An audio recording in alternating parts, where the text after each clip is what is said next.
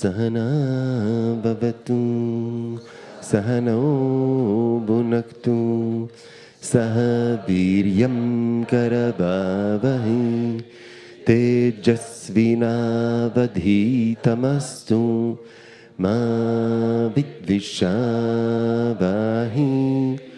Om Shanti, Shanti, Shanti.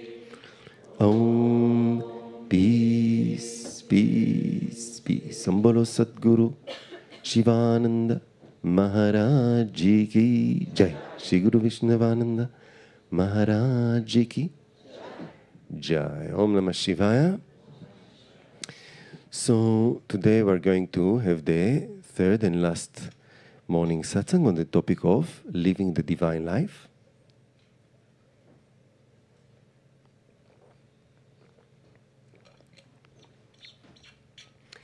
And we were talking in the previous satsangs on the two ways to live life. First, which is more obvious, is how to live life. How to live life in the perfect manner.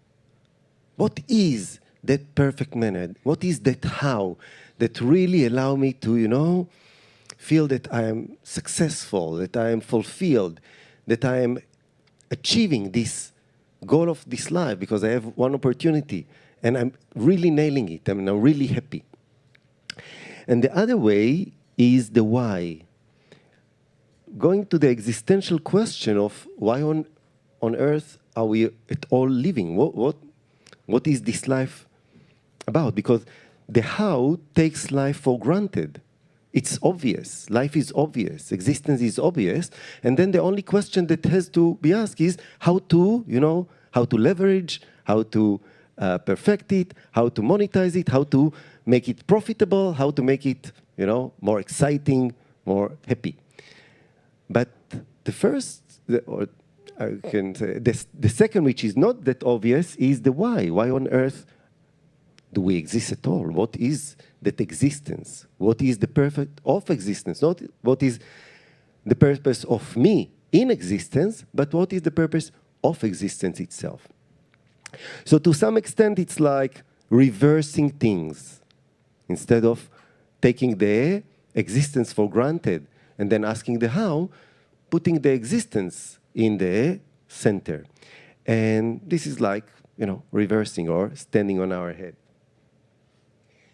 So we saw that when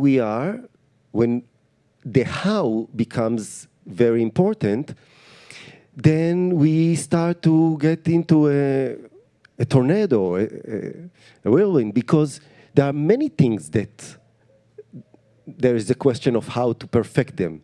It's not just one thing, because we know that if we'll just focus on one thing and we'll try to perfect it, other things will get, if you put all your focus on one thing, other things get, start with N, N-E, neglected.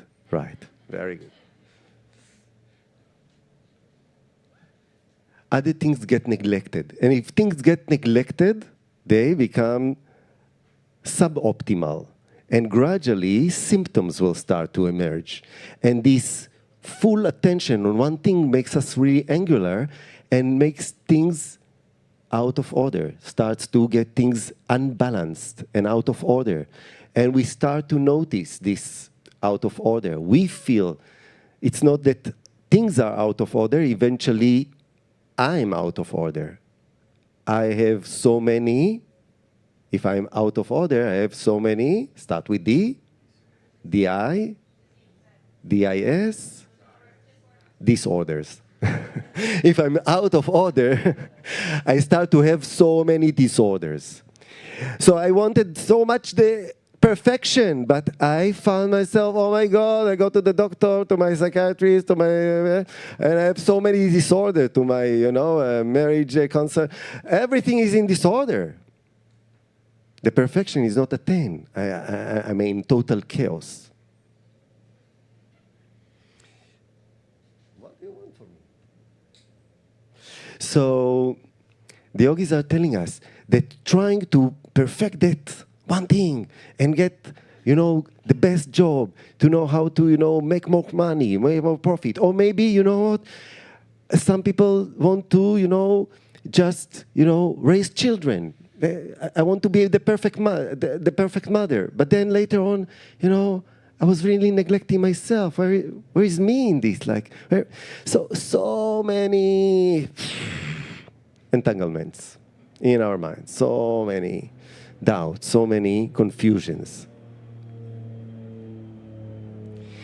And many times we are building things which we are believing that they are the thing, and they will give me that sense of security. That will give me the sense of peace. That will give me the sense of success, fulfillment. But I'm building it, and I'm even staying it in the home of my dreams, in the family structure of my dreams, in the in the office of my dreams, with all those diplomas behind me, all those medals behind me. But I'm so broken. The one who is in that place is so empty, is so confused. So this is kind of the success that can be attained by the how. This is the kind of the perfection that can attain by the how. Everybody will tell me, wow, as I said yesterday, you must be so happy. Because this is what everybody, dream about. Everybody is desiring. Everybody, you got it. You got to the top. You got to the top. You must be so happy. But this is so depressing. Because I realize that I reached the top. And I'm not. So what is the answer according to the yogic perspective? Because also the yogis look for perfection, but they looked for it in another place. So there is an inversion of a paradigm. So on the left, the paradigm is perfect the how to find the why. So I will get the job, I will get the house, I will get the possession, I will get that, and then I'll figure it out. Or it will figure it out for me. I will be a millionaire, and this is probably it. I will be happy. Or this thing will be the fulfillment. But the yogi's paradigm is commit to the how. Definitely commit to do things, but by realizing the why. Commit to the how by first of all learning the how. I always say that many years back, there was a special guest here, would come often. His name is Amit Goswami. He is a retired professor for quantum mechanics and quantum physics. And he's Indian.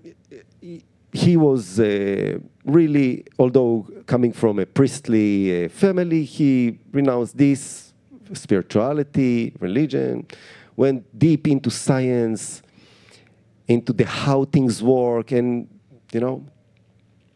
and then at a certain point he had a crisis which led him to a spiritual awakening. And then later on he started bridging. He was one of the pioneers. Now, consciousness and physics has a lot of, conventions and symposiums, but he was really one of the pioneers. And he would often say, he would put it not as how and why, he would put it as do and be. He said, in the West, we are putting a lot of emphasis on the doing, on the doing, how to do, how to achieve. And he says, the motto is do, like Nike, just do it. Just do it. No matter what. Just do it. Okay? But he said, but when you go to the East, it's all about be. It's all about being. Just be. Relax. Let go. Chill. Just be. Learn to be. Being. Presence. So he said, both are good, but to some extent, the East and the West took it to too far extent and non-integration. And he said, if you are just in the doing, it's a one kind of spasm. If you are just in the being, and you cannot move out from it, it's another kind of spasm. The ability is to move between the do and the be, and to live life in do, be, do, be, do, be, do, be, do, be, do, be, do. Okay? So live life, do, be, do. Now, the question, to some extent, we want the do, be, or the do, be, do. But in the, you would say, in the West, we are doing in order to be. I'm doing, I'm achieving, I'm getting, I'm accumulating in order to be. Be happy, be fulfilled, be peaceful. But the Eastern philosophies are telling us, learn to be, touch being, and then express it in your doing. Okay? So this is the paradigm shift. Definitely commit to the doing, because if you'll just try to be, everything will start to fall apart. Everything will become tamastic. So definitely commit to the doing, but from a place of being. So the question is, how does it look like? And this is where the divine life comes into play. So we spoke about the prayers of how to achieve in order to get something, that exciting thing that I think will give me. But the Shreyas, which is called the good, is not binding me to things, it's not making me dependent on things. It makes me free to engage with things from a place of being. Swami Shambhudevananda says, if things are the source of your fulfillment, peace, you become dependent and you become like a beggar. You ask the thing, come to me, let me hold you, let me grab you, and if I can, secure you, especially if it's people. I am begging. I'm begging them to, validate me. I'm begging for them to love me. So many times we sell ourselves too short just to feel love, just to feel validated, just to, Swami Shivananda said, don't make yourself a beggar. Find the value within and then share it, express it, manifest it. It is liberating. And it is ultimately beneficial, both for us and for others. Because, as you become more needy, as you become more dependent, think about yourself. If there is somebody that really wants to come close to you from a dependent state, how does it feel? Do you like this? Do you like this presence around you of needy people that really needs you? It creates rejection. As you become more needy, you become more rejected. And then you want more. And you get more rejection. So you get more and more entangled, more and more bound, more and more dependent, and more frustrated. So the ideal is find the value within, find the why within, find the good within. Learn to share it with all. The core question is, how can I align with truth? No, how can I achieve more? How can I align with the existence that already given me so much? Giving me a body, giving me a mind, giving me the breath, giving me the senses, giving me intelligences to work with all this.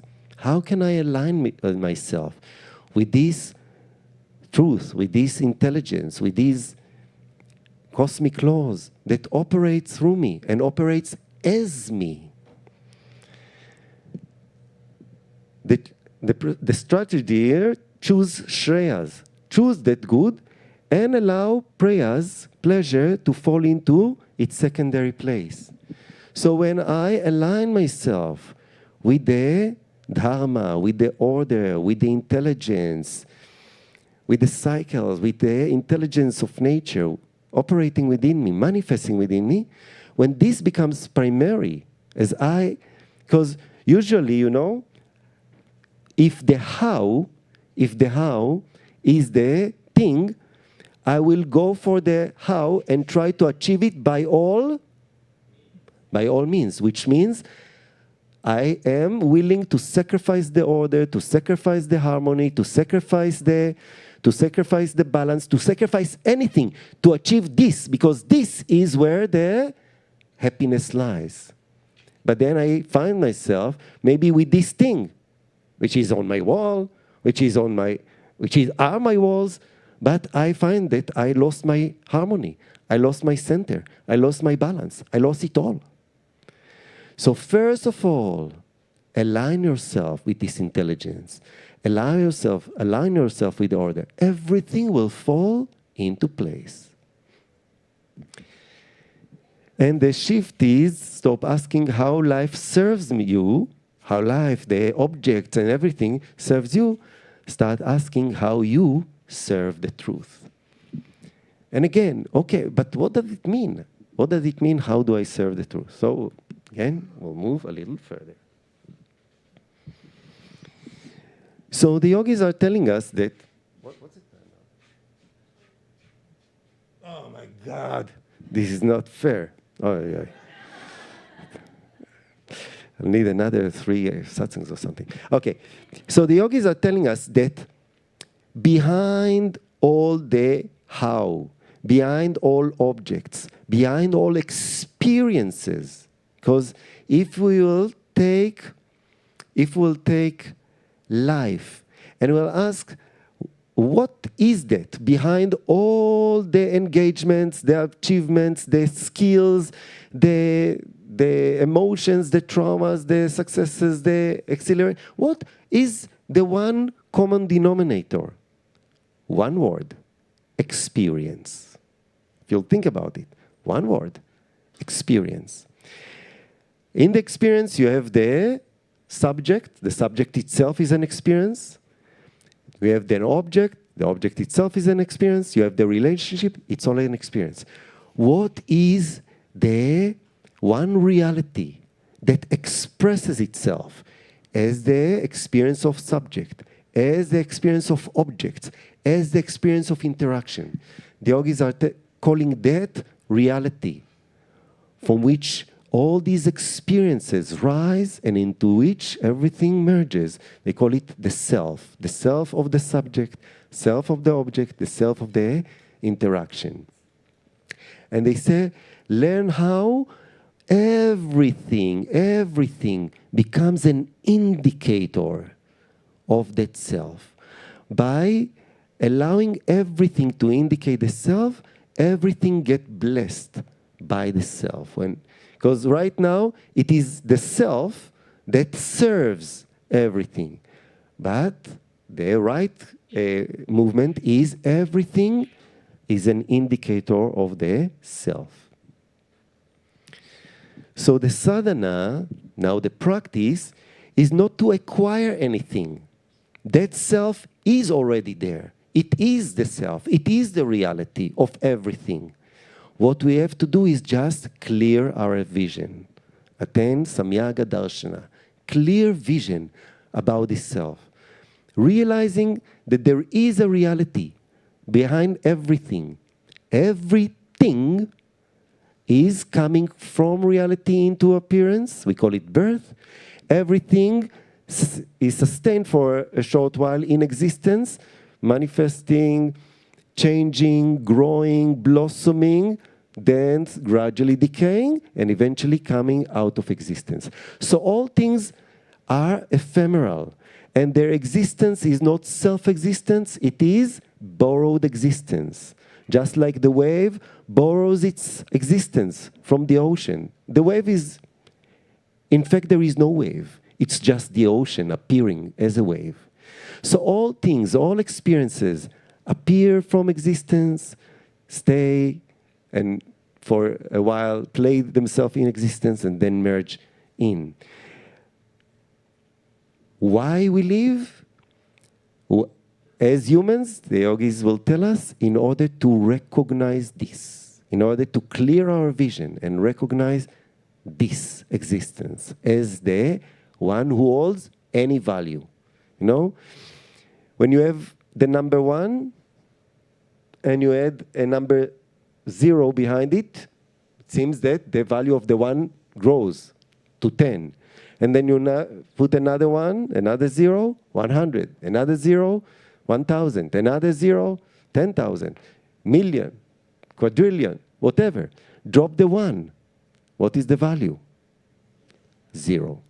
So all experiences abide in existence. Drop existence. All experiences are no thing. So this is the shift of the vision.